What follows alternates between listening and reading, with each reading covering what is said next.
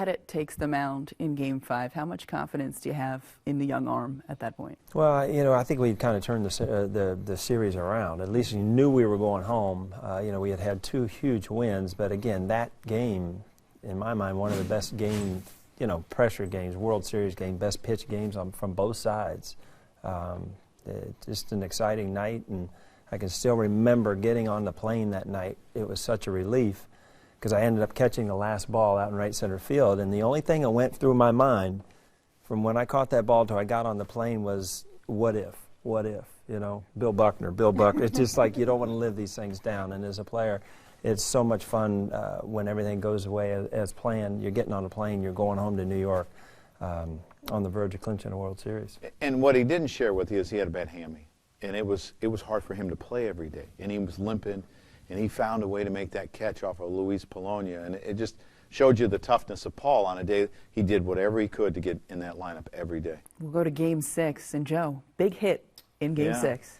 You know, I was shocked that I didn't get the safety squeeze because I had done it like 12 or 13 times during the course of the season, and the first baseman was back, and they were somewhat conceding a run, and I had not had a hit the whole series.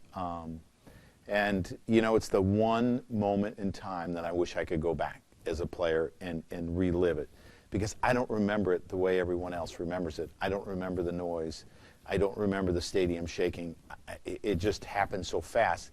And I don't want to go back and catch anymore. I don't want to get beat up. I don't want the sleepless nights. But if I could go back to one moment, that would be it. Well, he doesn't remember it, but how do you guys remember it? It was great for me. I was on base. I got to score, and I felt the ground shake. I've said it many times when I stepped on the plate. And you know, not too many catchers run well. And Joe was one of the few guys that ran well. So, you know, it's fun to, you've scored a run, you hear the crowd, and you look, and you see Joe, you know, digging for 3. It was, you know, it was kind of like a knockout blow. And, you especially because it was off Maddox, who just was the best pitcher of our generation, one of the best, certainly, maybe arguably the best. And he had stuffed us in game 1, too, at home. So that was the big, we got Maddox. We're going to beat Greg Maddox.